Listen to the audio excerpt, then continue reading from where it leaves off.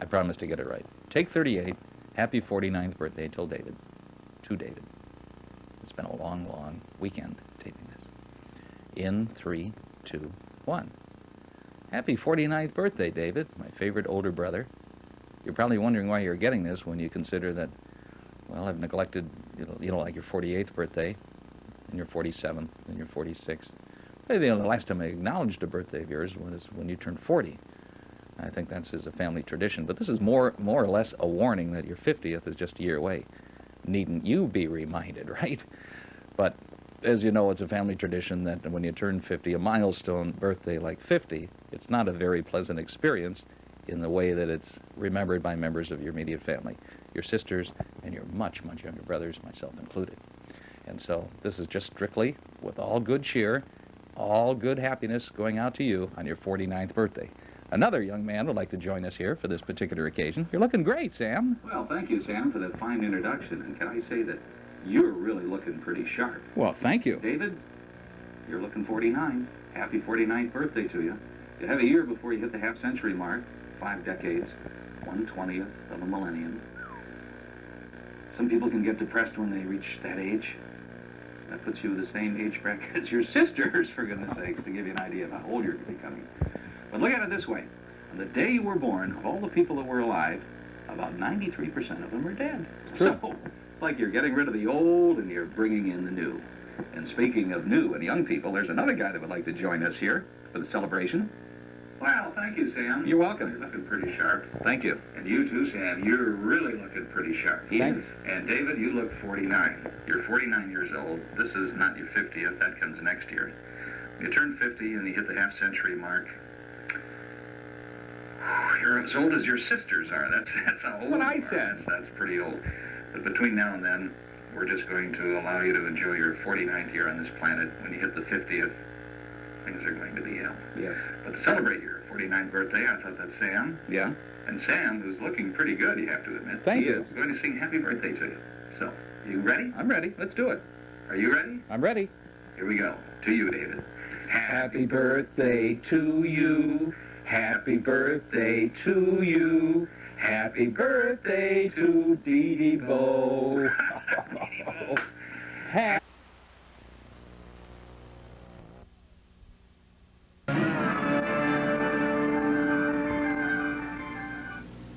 The following movie is rated PG-13.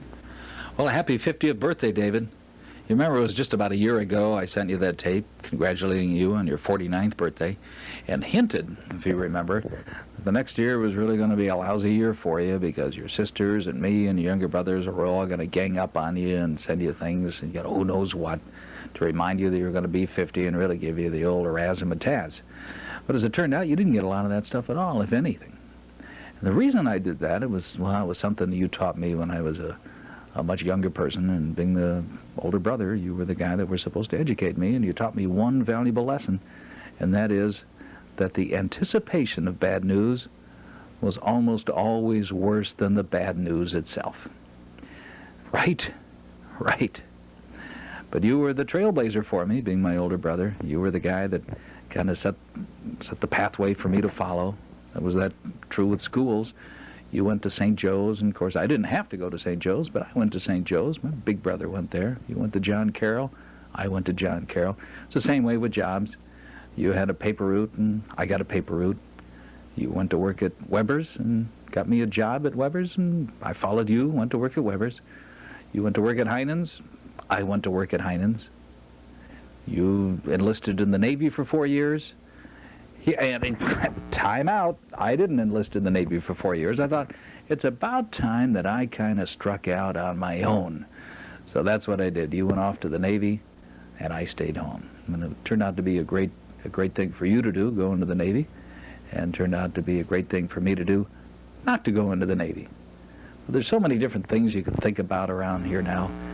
Now that you're 50 years old, a lot of reminiscences. I wish I had some help in trying to nail down some things. Hey, Sam. Oh, Sam. Over here. Hey, Here I am. I see you. You're looking pretty good. Well, thanks. You too. Well, thank you. David, you're looking pretty good, too, considering you're as old as your sisters now. You're 50 years old, and a happy birthday to you.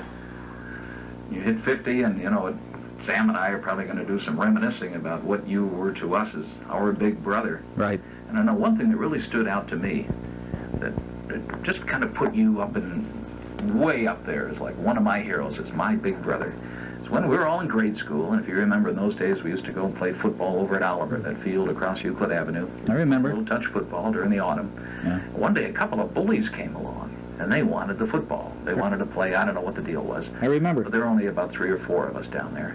And this guy comes up, and he wanted the football, and you wouldn't give it to him, and he smacked you right in the mouth. You know, it was like, whoomph. Yeah. And you lost your temper. And I didn't know what to make of this. It was the first time I ever saw violence like that. Now, there were a lot of times we get into fights, and of course you always won those. But you were, you know, you'd hit me in the arm, and, you know, wah, wah, wah, wah, wah. None of the stuff really hurt, although I told Mom that they really hurt and that I was probably going to die and that you should be expelled from the household. The Mom never really bought all that stuff, although you got in your share of trouble again. Anyway, I'm digressing. You went after this guy who hit you in the mouth, this bully, and you were, you know, like John L. Sullivan. You were going, whoa, whoa, whoa, whoom, bada, whoom, bada, whoom, bada, whoom, and you really did. Sam, you remember that? How could you forget You it? got to remember that. You knocked this guy down. He was backpedaling all the way, and he was tripping, and he began whimpering, and he got up and he ran away, and we never saw him again. Right. But I remember the word spread all over the neighborhood, all over the lower Indian Hills about David Anson, who stood up and knocked the bully right on his butt. Good story. Glad you told that one. Good That one. was a highlight. Sure was. Mostly pleasant memories when I look back at the things we did together when we were younger. You know, except, you know, on the downside, Sam, you must remember this. What's that? When we were making that cross-country trip, California. we were going, Dave was on leave in San Francisco, and we were going back to Cleveland, and we spent all that time going all over the country. When it was his turn to drive, and Dave, I know you've denied this in the past, but it's the truth. You ran out of gas in Dodge City. And it upset me then, and every time I think of it, I really, really get upset. That you ran out of gas, and we had to sleep, because the gas stations in Dodge City didn't open until like at 8 in the morning, and we got there like at 10 at night, and we had to sleep in that Carmen Ghia, which is like you had to scrunch yourself up in the shape of a pretzel to get away with it. I'll never forget that. Like I'm this. always upset about it when I think about it. But we'll let bygones be bygones, because I hate to drudge up the past and hold a grudge like that. I'm still pissed. Really got me mad. I know, you too, right. You bet. But there's David, 50 years old. Sam, what do you think we're going to look like when we're 50 years old? Ooh, you'd need a time machine to find out. Whew, high-tech time machine. Yeah. We'd have to go way into the distant future to come up with an idea of what we'd look like when we're 50. Into the distant future. Hey, whippersnappers. Hello, whippersnappers. Who's that? It's me, coming to you from the distant future. Who is this guy? Far, far from now, way into the future, years and years and years. Like that shocking look off your face, you little punk. And you too, look at you. You think this is a joke. Is that us? Well, we're here to celebrate the 50th birthday of Big Brother Dave. I hope not. I'm 50, he's 50.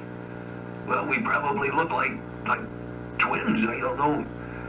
Well, I can hardly see him from here. Boy, is he far away. Oh my God! We're gonna be bald! Well, what you think, you little punks? Of course you're gonna lose your hair over the years. Oh man! David over there. Look at him for an example. Where is he? Oh, wait a minute. Wait a minute. We're gonna be blind! Oh, there he is. There he is. I can see him pretty good. Boy, you look every bit of 50 years old, David. You look like I do. But I think now that you're 50, we ought to sing happy birthday. What do you think, guys? Happy birthday in order? Happy birthday's in order. Let's do it. You too? Count me in. Let's do it. All right. Happy birthday to you. Happy birthday to you. Happy birthday to Dee Dee Bo. Happy Birthday to you. you know, that was pretty good. You coughed right in the middle of it. I didn't cough. I don't remember coughing. Most assuredly coughed in the middle of it. You're There's ruined. one way to get rid of you. Oh. Bink. Whoa.